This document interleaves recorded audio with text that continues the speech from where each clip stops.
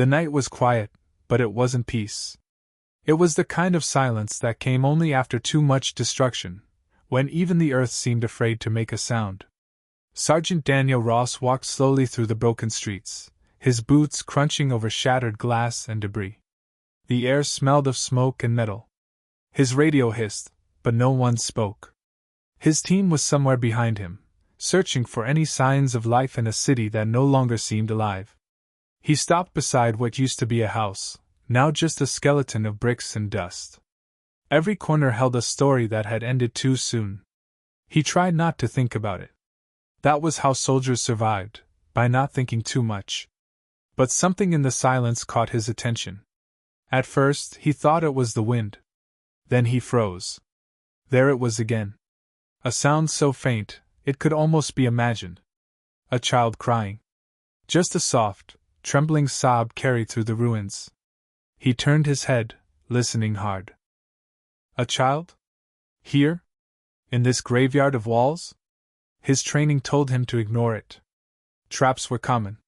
Sometimes the enemy used recorded cries to lure soldiers into open fire.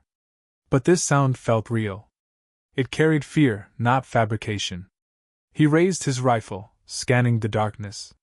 "Command, this is Ross," he whispered into his radio. "I hear something, possible civilian." Static. Then a brief reply. "Negative. Sectors cleared. Move back to the convo." He hesitated. The crying came again, clearer this time. Small. Human. Desperate. He took a breath. "Copy that," he said, but he didn't move toward the convo. He moved toward the sound. The streets grew narrower as he stepped deeper into the ruins. The wind stirred ashes from the ground, swirling them like ghostly dust.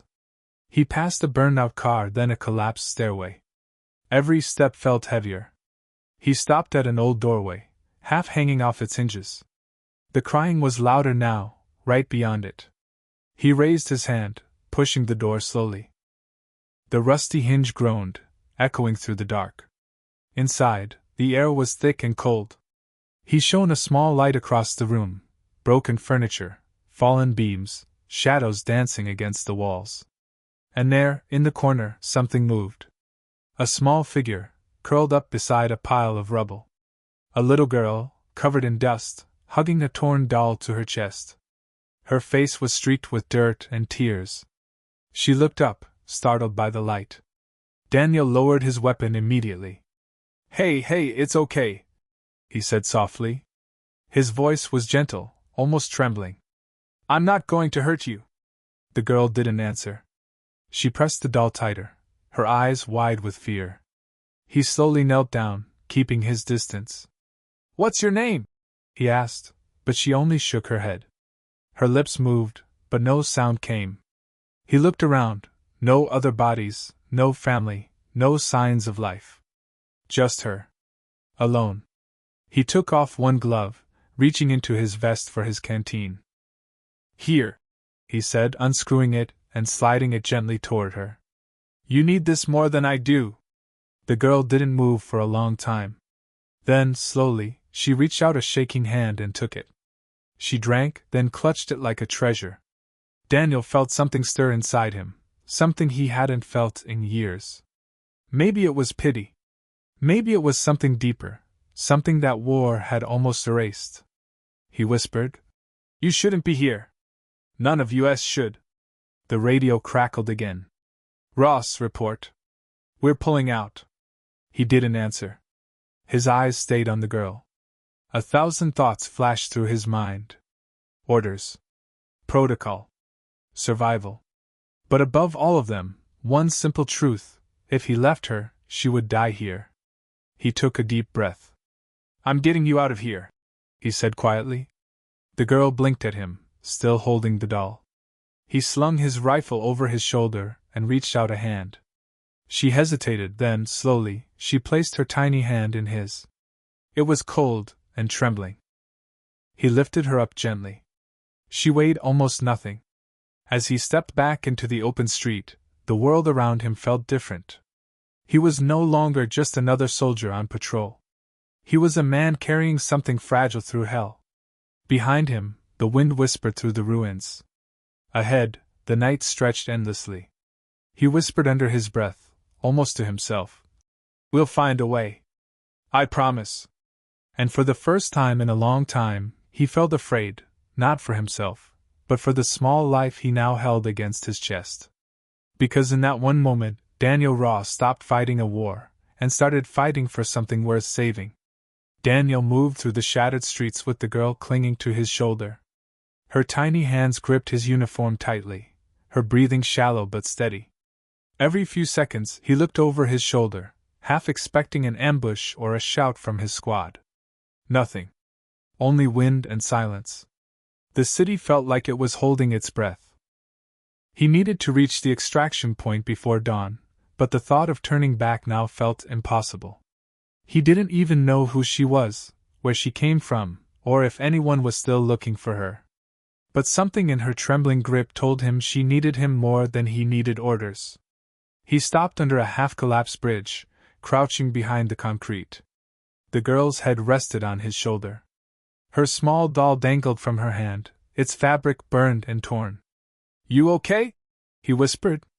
She nodded weakly, her eyes glassy with exhaustion. He opened his pack, took out a ration bar, and broke it in half. Here, he said, offering it. She stared at it for a moment, then took a bite, chewing slowly. He smiled faintly. Good girl. Stay strong. For a moment, he allowed himself to breathe. But only for a moment. A sharp noise echoed in the distance, a metallic clang. He froze. The girl's head jerked up. Another sound, boots on rubble. More than one pair. He turned off his flashlight and held the girl close. Through the darkness, faint voices drifted closer. Foreign language. Enemy patrol. He pressed a finger to his lips, whispering. Shh. She nodded, tears gathering in her eyes. The footsteps came nearer. He could hear their radios, their low laughter. They were searching buildings, checking shadows. He could even smell the smoke from their cigarettes. He held his breath, his hand instinctively gripping the pistol at his side. But then the girl's doll slipped from her hand and fell to the ground with a soft thud. One of the soldiers turned his head. Did you hear that? Daniel's pulse thundered. He grabbed the doll quickly and pulled the girl behind a concrete beam. The footsteps drew closer. A flashlight beam swept across the ruins, landing inches from Daniel's boot. He didn't move. The soldier's light hovered, then moved away. Seconds passed like hours. Then, at last, the voices faded. The footsteps drifted into the distance. Daniel exhaled slowly, his chest tight. He looked down at the girl. She was trembling but silent, clutching his sleeve. You did good, he whispered. You were brave. He stood and began to move again, deeper into the ruins. The girl's head rested against his neck, her breath warm against his skin. The sky above was turning pale, dawn was coming. He found an old shop with a back room still intact. The ceiling leaked, but the walls were strong enough to block the wind. He laid her down gently, covering her with his jacket. She looked up at him, her eyes heavy with sleep. You should rest, he said softly. Just for a while. She nodded, closing her eyes. Within moments she was asleep. Daniel sat beside her, staring at the cracked wall. His hands trembled slightly. He hadn't felt that kind of fear in years, not fear for his own life, but for someone else's. He pulled out a photo from his breast pocket. It was old and creased, his daughter, smiling in a field of sunflowers. She would have been the same age as this girl if she'd survived the bombing back home. He traced the edge of the photo with his thumb. You'd tell me I did the right thing, wouldn't you? He whispered. Outside, the first light of morning cut through the smoke, painting the ruins in gold and gray. He checked his radio again. Static. He knew his team was out there, probably assuming he was gone. Maybe they'd even reported him missing or dead. It didn't matter now. He turned back to the sleeping girl. She murmured something in her sleep, a single word he couldn't understand. It didn't sound like English. He wondered what her name was, what kind of home she'd lost. He took a deep breath and leaned his head back against the wall. For the first time since the war began, he didn't feel like a soldier. He felt like a guardian. Hours later, when the sun rose high and the sound of distant artillery echoed again, Daniel stood. He looked down at the girl, still sleeping peacefully under his jacket. "Time to move," he whispered. She stirred, blinking up at him. "Where are we going?" she asked softly, her voice small but real. He smiled faintly. "Somewhere safe," he said. "I promise." She nodded, taking his hand again without hesitation. As they stepped back into the streets, Daniel realized that promise might cost him everything: his orders, his freedom, maybe even his life. But looking into her tired eyes, he knew he would keep it anyway. Because sometimes, in the middle of war, saving one life was the only battle that still mattered. Daniel and the girl moved through the wreckage as the day grew hotter. The air shimmered with heat, and the stench of burnt oil and gunpowder clung to everything. He stayed close to the walls, scanning rooftops and alleys with tired, alert eyes. Every sound made him tense: the flap of a torn flag, the rattle of a loose piece of metal. The girl's small hand never left his. They reached what used to be a park, now nothing but craters and twisted metal. The swings hung limp, one of them still creaking softly in the wind.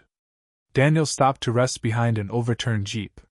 He poured some water into the girl's hands. She sipped and looked at him, her eyes searching his face as if trying to understand why this stranger was helping her. He managed a faint smile. "You remind me of someone I used to know," he said quietly. "She liked to climb trees and draw pictures of dogs." The girl tilted her head. "What happened to her?" He hesitated. The words stuck in his throat. "She's gone," he finally said. "But I think she would have liked you." The girl didn't reply. She just looked down at her doll, brushing the dust from its face as if comforting it. A sudden crack of gunfire snapped through the air. Daniel grabbed the girl, pulling her behind the jeep. Bullets tore through the ground nearby. He pressed her head down, whispering, "Don't move." Through the haze, he spotted two figures moving across the street, enemy scouts. They hadn't seen him yet. He waited, counting their steps. Then, when they turned, he darted out, silent and precise. The fight was quick. 2 shots. Then stillness. When he returned, the girl's eyes were wide. She looked frightened, not of the danger, but of him. He crouched beside her, lowering his weapon. "It's okay," he said softly. "I had to." Her lip trembled, and then she did something he didn't expect. She reached out and touched his hand. "You're not bad," she whispered. Daniel blinked. The simple words hit him harder than any bullet could. "No," he said quietly. "I just forget sometimes." They stayed there for a few minutes longer, letting the noise of the gunfire fade into the distance. Then he stood, offering his hand again. "We have to keep moving." As they walked, Daniel's radio crackled. A familiar voice came through, his commander, angry, sharp. "Ross, if you're still out there, report immediately. You're out of line. You're risking the mission." He hesitated before replying. "I'm bringing someone in. A civilian. You were ordered to clear the sector, not collect strays. Leave her." He looked down at the girl, her small face streaked with dirt but full of trust. "Negative," he said firmly. "I'm not leaving her." The line went silent for a few seconds before the voice returned, colder this time. "Then you're on your own." Daniel clipped the radio to his vest, his jaw tight. He knew what that meant. No backup. No extraction. He'd be treated as a deserter if he survived at all. But for the first time in years, the idea of survival meant something different. The road ahead led toward the outskirts of the city, where the hills offered a chance at safety, or an ambush. He lifted the girl onto his shoulders to help her cross the flooded streets. She laughed softly for the first time, the sound so pure it startled him. He glanced up. "You're laughing?" She nodded shyly. "You look funny when you walk fast." He chuckled under his breath, shaking his head. "You're the first person to say that in months." For a moment it almost felt normal, like the world hadn't completely fallen apart. But the illusion faded quickly as the ground shook with a distant explosion. A column of smoke rose in the direction of his unit's last known position. His chest tightened. He knew what that meant. The mission they'd been on was lost. Most of his men were probably gone. He closed his eyes briefly. Guilt pressed on him, but the girl's small voice broke through the storm inside his head. "Are we almost there?" He forced a smile. "Almost. Just a little farther." As night began to fall again, they found shelter in what used to be a train station. Daniel broke open a few crates, building a small fire from scraps. The girl sat close, hugging her knees. "Do you have a name?" he asked softly. She hesitated. "Layla," she said finally. He repeated it slowly, as if memorizing it. "Layla. That's a beautiful name." She smiled faintly. "What's yours?" "Daniel," he said. "Sergeant Daniel Ross." She looked thoughtful. "You don't sound like a sergeant." He laughed quietly. "Maybe I'm not anymore." The two sat in silence for a long time, the firelight flickering against the cold walls. Outside, the war went on, the distant thud of artillery, the hum of helicopters, the endless night that never seemed to end. But inside that broken station, for the first time in years, Daniel didn't feel like part of the war. He felt human again. As Layla drifted to sleep, Daniel whispered into the fire, "If there's still a God out there, keep her safe. Even if I don't make it." Then he leaned back, hand resting on his rifle, eyes open to the dark. Because he knew the night was far from over, and so was the danger. The night dragged on in uneasy silence. Daniel sat against the wall, watching the shadows flicker across the cracked tiles. The little fire burned low, its embers pulsing faintly like a heartbeat. Layla slept beside him, curled up with her doll clutched to her chest. Each time the wind howled through the broken station doors, she shivered, and he adjusted his jacket over her shoulders. He hadn't realized how long it had been since he'd felt responsible for someone. Not just a comrade or a mission, but a life that depended on his every choice. The thought both comforted and terrified him. When dawn crept through the shattered glass roof, Daniel rose quietly. The light was pale and gray, revealing more of the destruction around them. He found a half-burned sign with the station's name, letters scorched and unreadable. Somewhere nearby, dogs barked, and in the distance, gunfire echoed again. Layla stirred. "Is it morning?" "Yeah," he said softly. "We need to move before it gets hot." She rubbed her eyes, still half asleep. "Are we going home today?" Daniel hesitated. "We're going somewhere safer," he said. It was the closest thing to truth he could give. They walked for miles that day, avoiding main roads and keeping to the ruins. Daniel's legs ached, and his throat burned with thirst, but he didn't stop. Each time Layla stumbled, he lifted her onto his back. Her tiny arms wrapped around his neck, and he felt the faint rhythm of her breathing against his shoulder. It reminded him of carrying his younger sister through storms when they were kids, before life had hardened everything inside him. By midday, they reached a bridge that had partially collapsed. The river below was muddy and slow, carrying the remnants of war downstream, shattered helmets, burned timbers, and twisted metal. Daniel looked around. No safe crossing in sight. Layla tugged at his sleeve. "Can we go around?" He shook his head. "It's too far. We'll have to climb down and cross from the rocks." He secured his rifle, lifted her again, and began the descent. The rocks were slippery, the water colder than he expected. At one point, he lost his footing and nearly fell, clutching Layla tight. She gasped, but didn't cry. When they finally reached the other side, both were drenched and trembling. He set her down, wringing out his sleeves. "You did good," he said, smiling faintly. She looked at him, water dripping from her hair. "You're not scared of anything, are you?" He paused. "Everyone's scared of something, Layla. What are you scared of?" Daniel looked toward the smoking skyline. "Losing people," he said quietly. "That's what I'm scared of." They kept walking until they found the remains of a farmhouse. Inside, there was a working water pump, a few canned goods, and a faded photograph of a family long gone. Daniel set up another small fire and gave Layla one of the cans. She ate slowly, glancing at him between bites. "Why did you come here?" she asked. He froze. It wasn't a question he expected from a child. "Because someone told me it was my duty," he said. "To protect. To fight. To make things better. Is it better?" Her innocence cut through him like a blade. He couldn't answer. Instead, he looked away, staring at the flickering light. "I don't know anymore." That night, when Layla fell asleep again, Daniel sat alone with his thoughts. He pulled out a small metal tag from around his neck, his own dog tag. The letters were worn but still legible. It had been years since he'd really looked at it. He turned it over in his fingers and thought about how many names like his had already been lost to the chaos, men who believed they'd make a difference, but ended up buried under the rubble of promises. He closed his eyes. Somewhere, far off, thunder rumbled. Or maybe it was artillery. He couldn't tell anymore. When he opened his eyes again, the first drops of rain began to fall. They hit the roof with a rhythm that reminded him of the drums back home, the sound of parades before the wars, when soldiers still smiled and waved.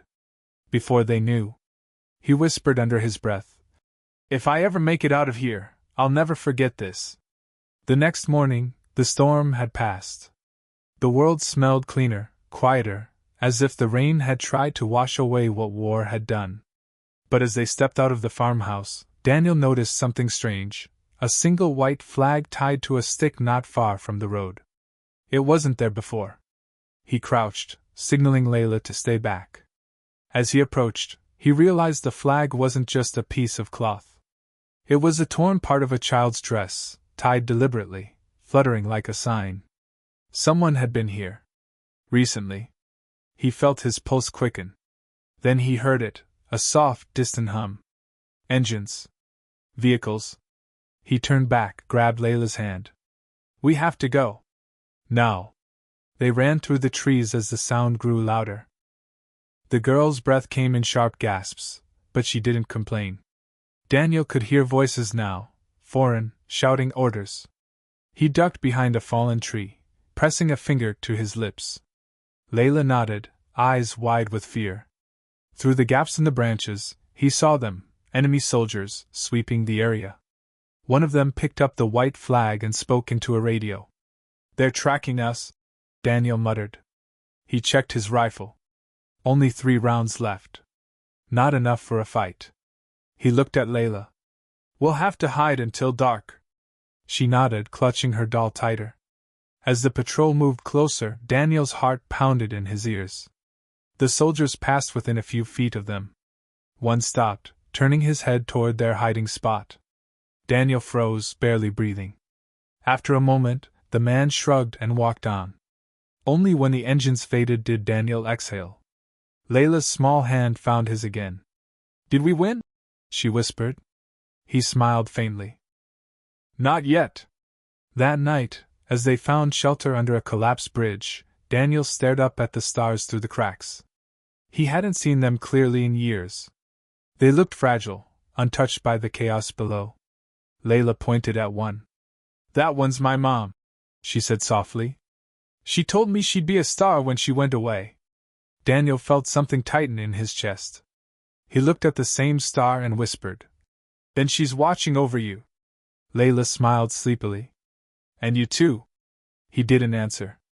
He just kept looking up, his thoughts tangled between the man he used to be and the one the war had made him. And as the wind whispered across the broken land, Daniel knew one thing for certain: his mission had changed forever.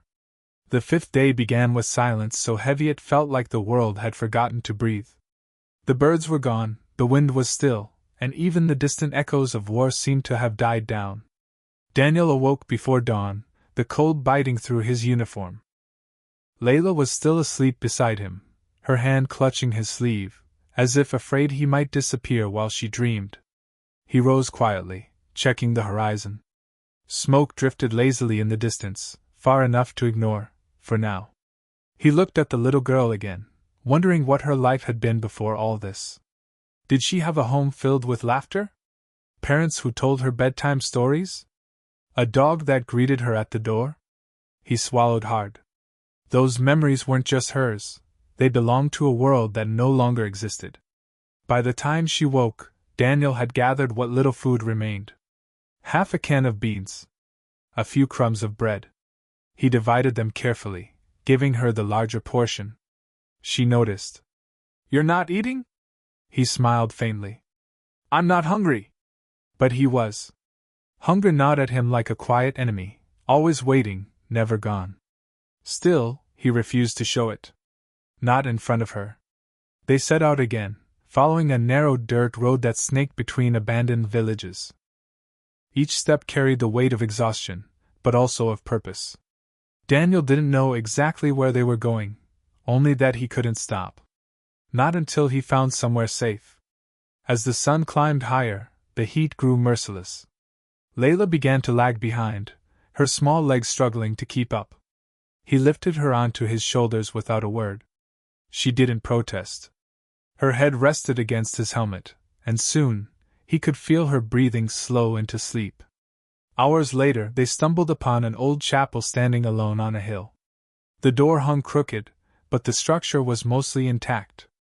Inside, the air was cool and heavy with dust. Candles melted into stumps lined the altar, and faded paintings of saints watched from the walls. Layla whispered, "Is this a safe place?" Daniel nodded. "For now." They sat in the pews. The silence felt almost sacred. After so many nights hiding among ruins, this place felt untouched by war, like the world had spared one corner of peace just for them. He leaned back and closed his eyes for a moment. When he opened them, he saw Layla walking up to the altar, tracing the edge of a broken cross with her small fingers. "Do you think God still listens?" she asked. The question hit him harder than a bullet. He wanted to tell her yes, that God watched over the lost and the broken. But his words caught in his throat. He had seen too much. "I think," he said slowly, "He listens to those who keep going. Even when they're scared." She turned, her eyes reflecting candlelight. "Then he's listening to you." Daniel looked away, pretending to check his gear. "Maybe." That night, he dreamed again, of home. His father's old truck. His mother's garden. The laughter of his unit before everything went wrong. And then, as always, the explosion. The faces gone. The silence after. He woke with a start, covered in sweat. Layla sat beside him, wide-eyed. "You were talking in your sleep," she said. "What did I say?" She hesitated. "You said don't let go." Daniel exhaled slowly. "Yeah. That sounds like me." They left the chapel at sunrise. The landscape was changing, less smoke, more green. Nature was trying to reclaim what man had destroyed. Trees were blooming again. Birds circled overhead. For the first time in days, Daniel felt a spark of something he hadn't dared feel: hope. But it didn't last. By midday, they heard gunfire again, closer this time.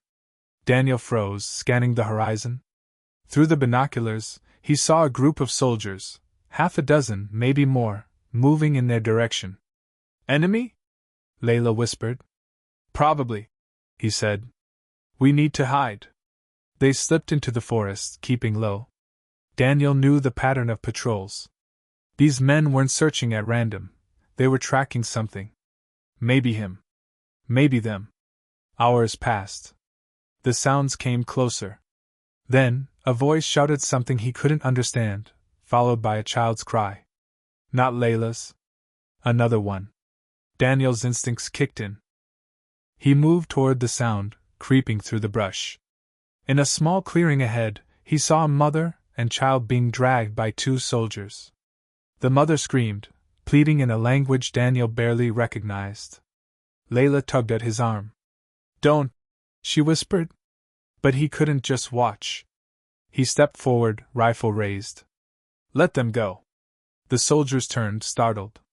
One raised his weapon, but Daniel fired first. The shot echoed through the trees. The other soldier ducked and fired back, bullets tearing through branches. Daniel dropped behind a log, returning fire with precision born from years of training. When the second man fell, the clearing went silent except for the woman's sobs. Daniel approached cautiously. "You're safe now," he said, lowering his weapon. She looked at him with tear-filled eyes. "Who are you?" He didn't answer. Instead, he gestured toward the road. "Go. Now. Before more come." She grabbed her child and ran, disappearing into the forest. Layla came out slowly, clutching her doll. Her eyes were wide, not in fear but in awe. "You saved them." Daniel looked down at his hands, shaking slightly. "Yeah. I guess I did." He knew he should move, but for a moment he just stood there, the weight of it all pressing down on him. Saving one life in a world built to destroy, it felt impossible. But it mattered. That night, as they rested under a blanket of stars, Layla asked, "Why did you help them?" He looked at her. "Because someone has to." She smiled faintly. "My mom used to say that too." Daniel leaned back, staring into the sky. "Then your mom was a good person." "She was," Layla whispered. "She still is. She watches us every night." He said nothing. But for the first time in a long while, Daniel felt something shift inside him, something warm, fragile, and human. The war was far from over. The world was still broken. But maybe, just maybe, he wasn't. The next morning, the air was thick with mist, and the forest was wrapped in a quiet, ghostly calm. Daniel woke before Layla, his body aching from exhaustion, his mind still replaying the firefight from the day before. The image of those two soldiers wouldn't leave his head. He didn't know their names, their stories, or what brought them there, but he knew one thing: every side had faces, and every face had someone waiting for them. He sat against a tree, rubbing his temples. The war had turned men into shadows, some running from guilt, others from pain. And him? He wasn't sure which one he was anymore. Layla stirred beside him, rubbing her eyes. "Is it morning?" "Yeah," Daniel said quietly. "We have to move." She nodded, clutching her small bag. It was nearly empty now. Food gone. Water low. But she didn't complain. Not once. Her silence was strength in itself. As they walked, the sun began to break through the fog. Light spilled across the forest floor, and for a moment, it felt like the world was healing itself, one ray at a time. Daniel breathed in deeply. The air was fresher here, less smoke, more life. But peace in war was always fragile. By noon, they stumbled upon the remains of an old farmhouse. The roof had collapsed, but part of the structure still stood. Daniel led Layla inside, checking for danger.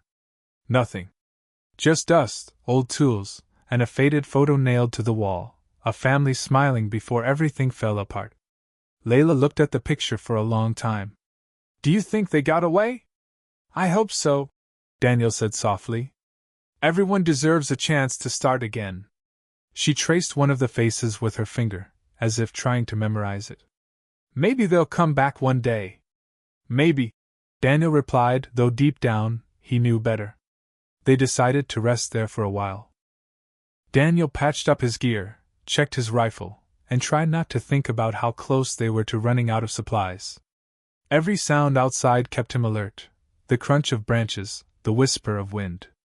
His instincts were always awake, even when he wasn't. Layla sat beside him, humming quietly, her voice soft and steady. It reminded him of the lullabies his mother used to sing before he left for boot camp. Back when life was simple, when being a soldier sounded like something noble. Before he learned what it really meant to carry a gun. "Daniel," Layla said suddenly, "why do people fight wars?" The question hit him harder than he expected. He thought for a moment, then sighed. "Because sometimes, people forget that others feel pain just like they do." She tilted her head. "So if they remembered, would they stop?" "Maybe," he said. "But remembering takes courage. And not everyone has it." She was quiet for a while. Then she whispered, "You remember." Daniel looked at her, and for a second, he didn't see the child of war. He saw something pure that had somehow survived it. That night, they lit a small fire with broken wood. The warmth spread through the room, and for the first time in days, Layla laughed at something he said. The sound was light, real. Daniel couldn't help but smile. It reminded him that laughter wasn't gone, it was just hiding, waiting for the right moment to return. But that moment didn't last long. Around midnight he heard it, a distant rumble, too heavy for wind. Trucks. Engines. The rhythm of boots against dirt. Soldiers again. He put a finger to his lips, motioning Layla to stay quiet. She nodded instantly, clutching her doll to her chest. Daniel peered through a crack in the wall. Flashlights cut through the darkness outside. They were sweeping the area. Searching. He whispered. We can't stay here. Layla's eyes widened, but she didn't speak. He grabbed her hand, leading her toward the back door. They slipped into the forest, staying low. Every step felt like walking on glass. The soldiers were close, too close. Voices echoed through the trees. Daniel could make out a few words, sharp and angry. Orders. They were looking for someone specific. His stomach twisted with dread. Maybe they'd seen the aftermath of yesterday's fight. Maybe they knew.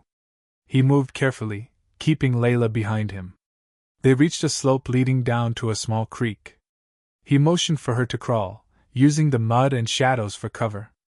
The water was freezing, but it was their best chance. For nearly an hour, they waded through the stream, the sound of boots fading behind them. When they finally stopped, Daniel's legs were trembling from exhaustion. Layla's face was pale, but she didn't cry. She just held on tighter. They collapsed under an old bridge, both of them soaked and shaking.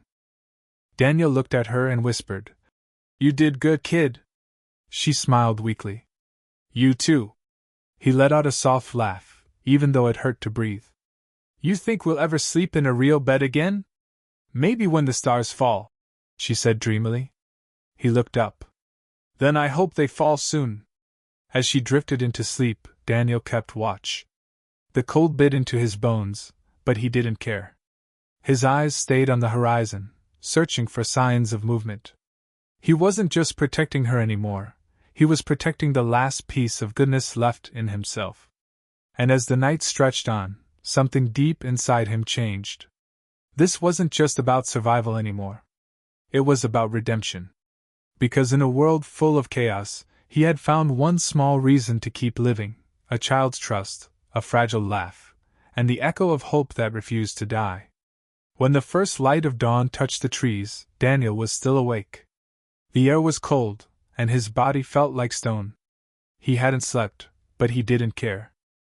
Watching the sunrise had become his small ritual, a reminder that even in war, something still rose each day, untouched by gunfire or fear. Layla stirred beside him, her lips trembling from the chill. He placed his jacket over her shoulders, pretending not to notice how thin she'd become. The days had taken their toll on both of them. Hunger was constant, sleep was shallow, and every sound made his heart jump. "Are we safe now?" she asked quietly. Daniel didn't answer right away. "For now," he said finally. "But we can't stay here long." They climbed out from under the bridge and began walking east. Daniel had studied the map enough times to know that if they followed the valley, it would lead them toward the border, toward a region less patrolled, maybe even peaceful. But he didn't know how long they could last. The ground was wet with dew, and every step felt heavier than the last. Layla tried to keep pace, but she was slowing down. He carried her again when she couldn't walk. His arms burned, but he didn't stop. Each time he wanted to rest, he remembered her soft voice saying, "You remember." And he did. That was what kept him moving. By midday, they found a small farmhouse surrounded by broken fences. Daniel studied it from a distance. It looked empty. He motioned for Layla to wait as he approached. Inside, he found old supplies scattered across the floor, rusted cans, a torn blanket, a cracked lantern. Nothing of real value, except a small tin of dried food hidden behind a crate. He smiled faintly. "Looks like someone left us a gift." Layla's face lit up when he brought it to her. She didn't even wait, she ate slowly but with joy, as if savoring each bite was a luxury. Watching her made Daniel's chest ache. The smallest things meant everything now. After eating, they rested in the shade. The wind whispered through the grass, carrying faint echoes of birdsong. It almost felt peaceful.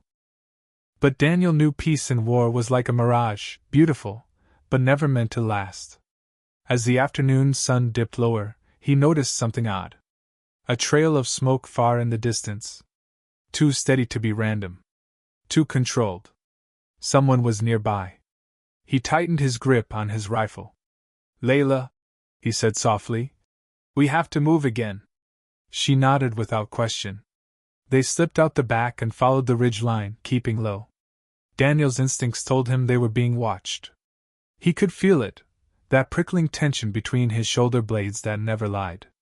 Then, just as the sun began to set, he heard it. A single shot, distant but sharp. The sound froze him in place. Layla gasped. "Was that quiet?" he whispered. He scanned the trees. The echo bounced around the valley, making it impossible to pinpoint. Then another shot. Closer. He crouched low, motioning Layla to hide behind a fallen log. The third shot came from the left, followed by shouting in a language he didn't recognize. Daniel's pulse quickened. They were cornering someone. Or maybe searching. And then, out of the smoke ahead, a figure stumbled into view, a soldier, badly wounded, clutching his stomach. Daniel raised his weapon instinctively. The man collapsed a few yards away, groaning. Layla tugged Daniel's sleeve. "He's hurt."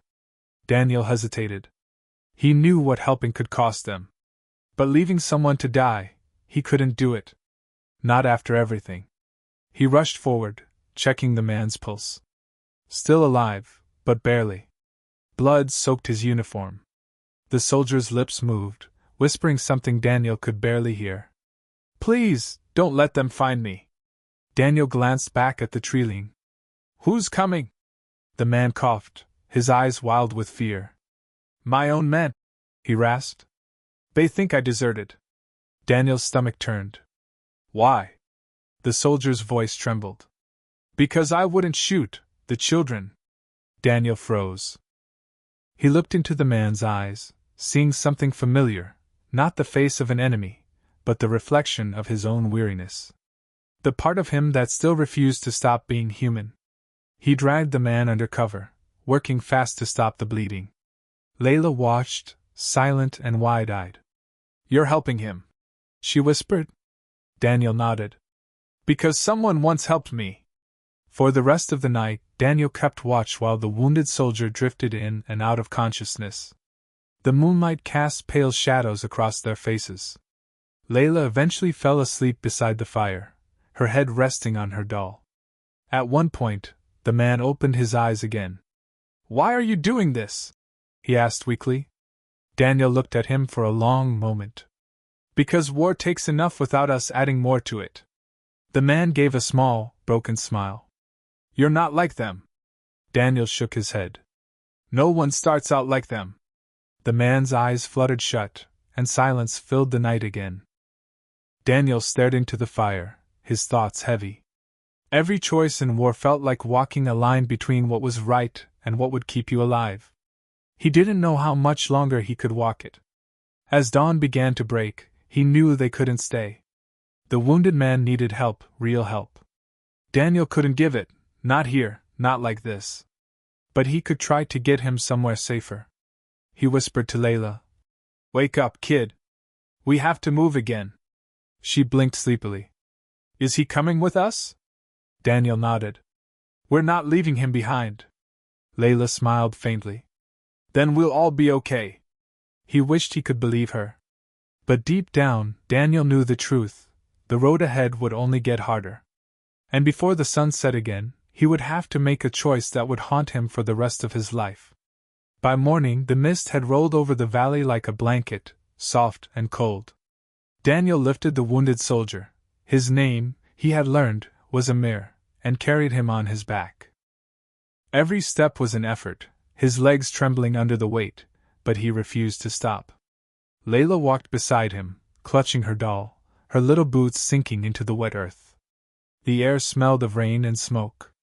Somewhere far away, the rumble of artillery echoed faintly, a distant reminder that the war never really rested.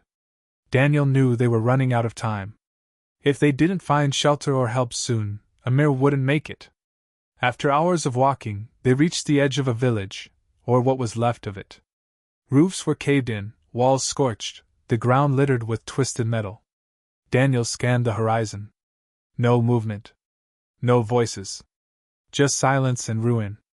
He set Amir down beside an old well. The man's face was pale, his breathing shallow.